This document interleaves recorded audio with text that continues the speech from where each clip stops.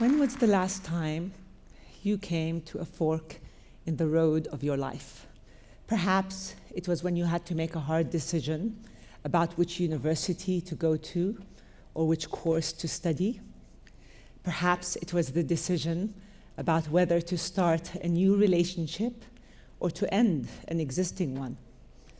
Perhaps it was the decision about quitting your job or staying where you are. We all have moments in our life where we have to stop and slow down and consider what we value most. One of the key moments in my life happened in 2011.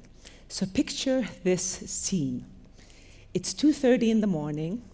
I'm sitting on the bathroom floor of our hotel vacation room. My husband and my 3 children are fast asleep outside the room. Inside the bathroom, I am wide awake. My laptop is open on my lap. Papers are sprawled all around me across the tiles.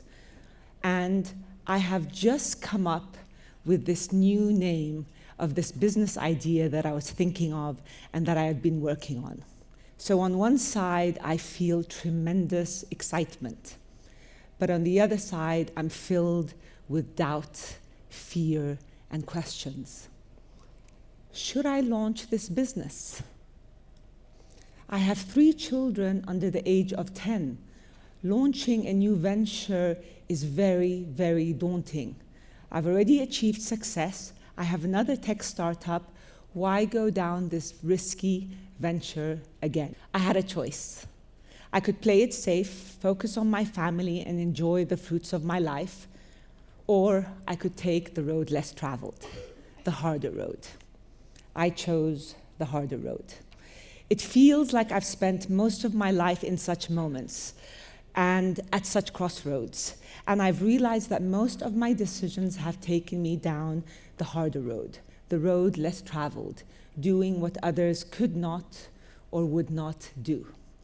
And today, over the next 10 minutes, what I'd like to do is to share with you why I believe the road less traveled is the only road worth taking.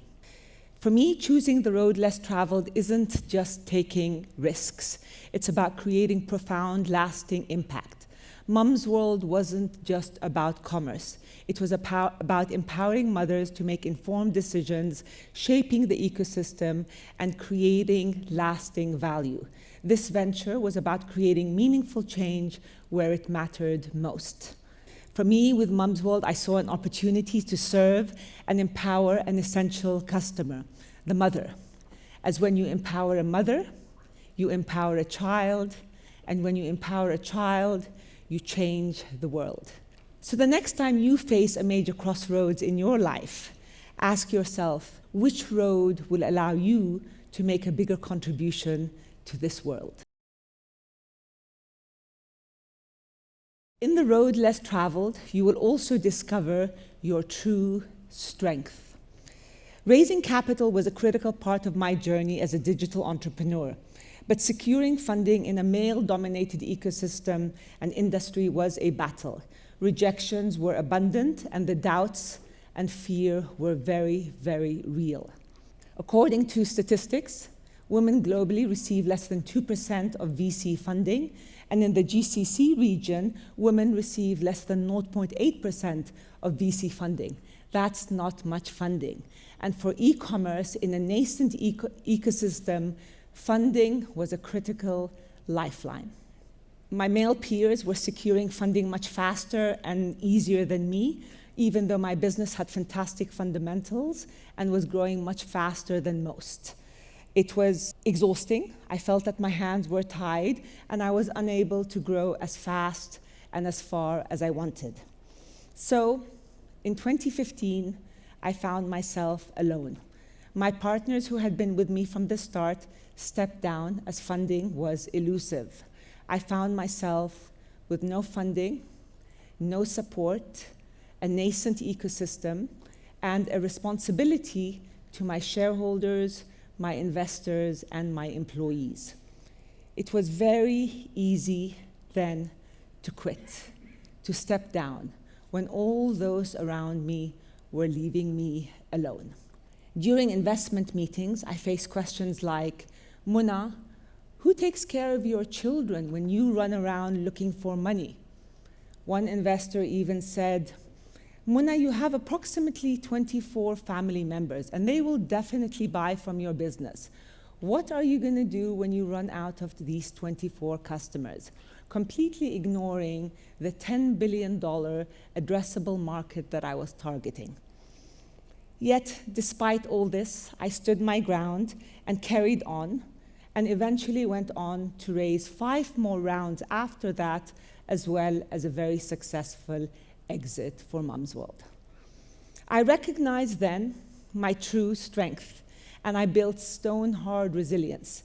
And I realized that life's battles don't go to the smarter one or the faster one, but go to the one who believes she can and stays the course, the hard course, when all others step down when the going gets tough. So when you face a tough choice in your life, perhaps you can ask yourself, which road will allow you to be stronger? In the road less traveled, you'll also discover what true fulfillment really means. Were you raised, like me, to believe that fulfillment lies on the other side of that specific goal? I was. We are taught that studying hard in school will get us into that prestigious university where success and fulfillment supposedly lie.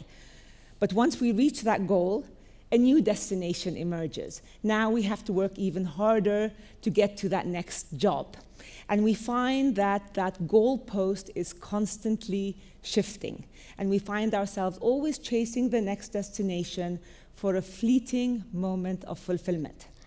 Experts and psychologists tell us that true fulfillment lies in the journey, not in the destination. They advise us to enjoy the moment, be grateful for the now, stop and smell the roses. But then you realize that, wait a minute, the journey is filled with trials and tribulations and sacrifices. There is no enjoyment at 3 in the morning when you've been awake for 48 hours on your 12th cup of coffee because you're working on an investor deck that you cannot mess up. So that doesn't bode well for me either. So if it's not the journey, if it's not the destination, where then does true fulfillment lie? It's the people. It's always the people. I realized that my path was always about moving towards people and community that I wanted to impact, inspire, and be surrounded by. I launched my digital businesses because I cared deeply about the customer community I was serving, and I wanted to make a positive impact. True fulfillment lies in being around family and inspiring your employees and improving the lives of your customers and community. What good is a destination if you arrive there alone? Or if you've impacted or inspired no one? What good is a journey if you're surrounded by people who don't lift and empower you? I always took the road that led me towards a community that inspired me and that I could impact, even if it had bumps. So, when you find yourself on a fork in the road, ask yourself, which road will allow you to be surrounded by people and community that inspire you, that empower you, and that you can impact? So I'd like to now talk about a topic that is particularly sensitive to me and one of the toughest part of my journey. In the road less traveled, you are forced to create meaningful moments with your loved ones. Balance between motherhood and entrepreneurship is a myth. It's a lie. It does not exist. Trying to balance my children and my home with work was a constant challenge. And I'm not going to lie and say that there were no compromises. During the first years, it was very, very hard. I remember one of the events, my 10-year-old son, super excited, invited me to come to school for a Mother's Day event. They were preparing surprise gifts for their parents. So, despite arriving an hour early to the school and waiting outside, I ended up being an hour late because of a mix-up in my calendar. I walked into the classroom. I saw all the mothers huddled with their children, smiling and laughing, and my 10-year-old son sitting all alone in the back of the room in the corner, feeling, looking heartbroken and embarrassed. This was a painful reminder for me of the price my children were paying for my entrepreneurial journey. I was late for school pickup more times than I can remember, and I felt judged by the non-working mothers as a negligent parent every single time. Frankly, I don't know if these late arrivals or not being there to study with my youngest or being tired and working all the time will have a negative impact on my children. So far, and they are 20-year-olds and 16-year-olds, they seem fine, happy, high achievers, confident, honest, and kind. So far, I must have done something right. What I did do was to be super organized and establish family rituals and routines that were unbreakable. Every day I would be home around 5 o'clock, and 5 to 8 was family time. I would attend sports classes, competitions with my laptop on my lap. Me being there was key.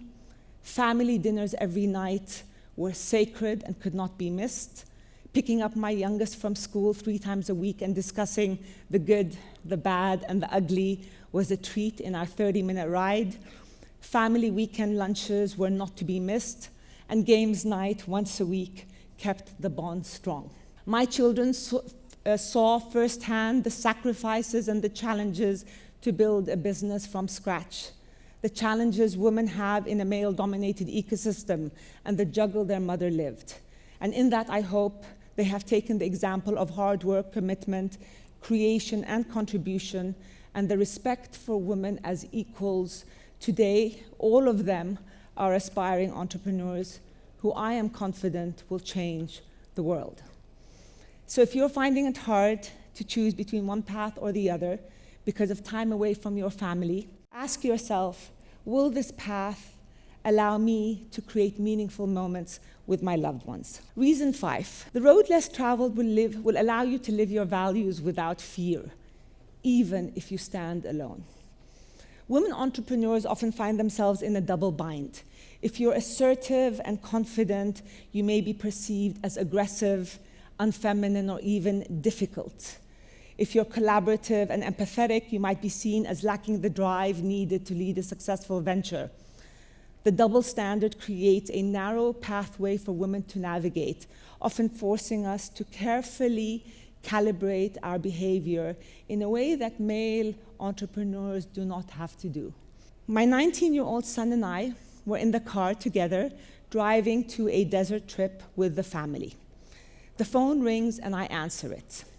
It was a shareholder. He was calling me to discuss a board matter that had a split vote. He wanted to convince me to change my perspective. While changing my perspective would have been the easy choice and would have been better for me financially, it was not the right choice for all shareholders. And as the founder and CEO, it was my responsibility to protect all shareholders. When he realized that I was not budging in my decision, the polite conversation very quickly turned aggressive. And I hear, "That's why women should never run businesses. You don't think with your head." That was the end of that conversation. And I realized then that going against the grain was always going to make me unpopular amongst some. And that's okay. Some of my male peers have over the years assumed that as a woman my standards were lower. They quickly realized that it was the exact opposite. My standards were always higher for myself and for those around me. Speaking my truth and standing by my values was non-negotiable. So when you face a major decision, ask yourself which road will allow you to stick to your core values. Let me close by saying all of us will face many trials in our lives. But not everyone will step towards the harder ones. Taking the road less traveled is difficult. It's challenging, it's filled with friction, and often unpopular with those around you. It will test your courage, it will test your relationships, and it will require you to do things that others are not prepared to do.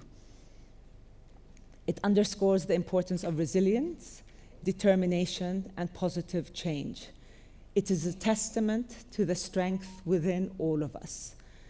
But it will offer the path to a richer kind of fulfillment, the chance to make an impact in this world. And that's why I will always believe that the road less traveled is the only one worth taking. Thank you.